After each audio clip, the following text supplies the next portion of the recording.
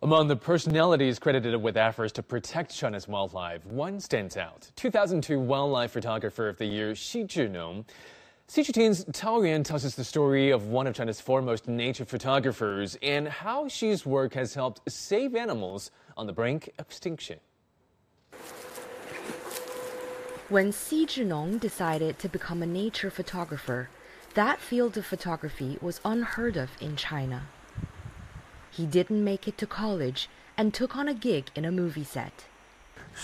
I was 19 years old, and I worked as a production assistant.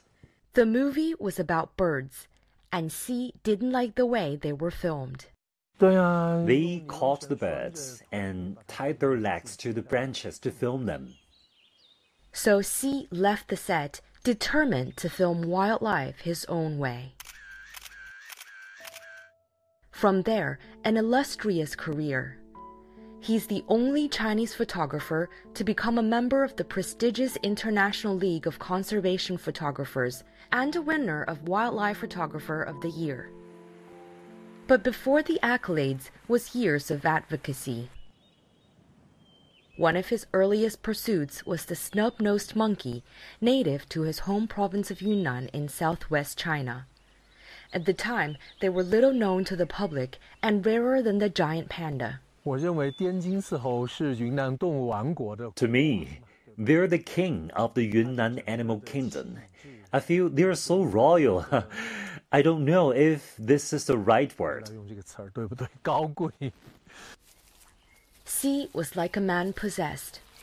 A young publicity officer with the local forestry department, he spent his days chasing monkeys on the Yunnan highlands. Reels of footage he took were the first time the animals were recorded on camera. Xi still remembers it as one of the most precious moments of his career. I spent 3 years and only saw them twice. I didn't even bring the tripod because it was an unexpected encounter. How could I not be nervous? That's why the footage is so shaky.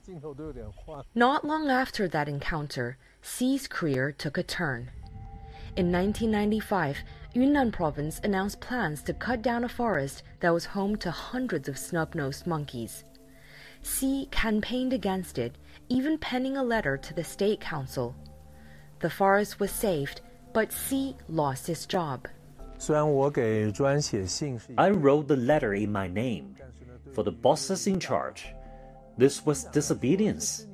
So how could I have stayed? I was pressured to leave. From that year on, Xi the photographer became Xi the environmental activist. He was one of the first in China to raise awareness on the reckless poaching of the Tibetan antelope.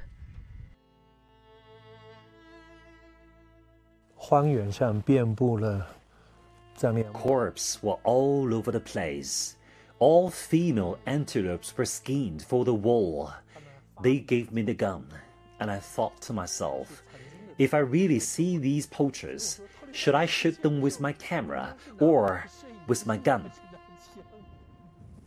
In over 2 decades, the number of Tibetan antelopes in China has quadrupled, from fewer than 70,000 in the 1990s to under 300,000 now.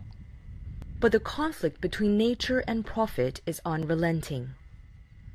The monkeys Xi loved so much couldn't all keep their habitats.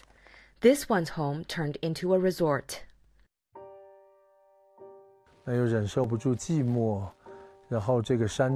The monkey couldn't bear the loneliness.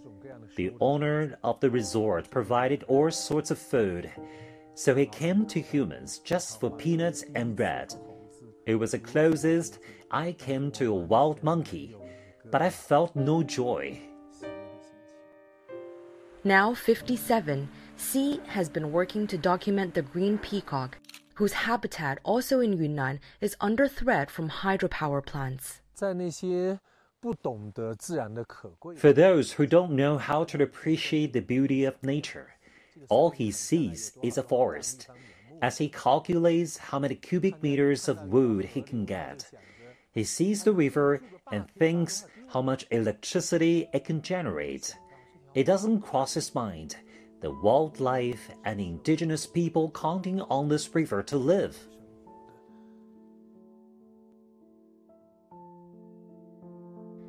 Xi is determined to carry on. 我是大自然的一个崇拜者，对吧？ I'm a worshipper of nature, and I work hard to bridge the gap between nature and human society. You see more and more young people devoting themselves to conservation work, more children showing more interest in nature. From the government level to the grassroots level, there's greater understanding of this. Our generation is destined to be a stepping stone. A role he's perfectly happy with as long as change is on the way. 桃园 CGTN 云南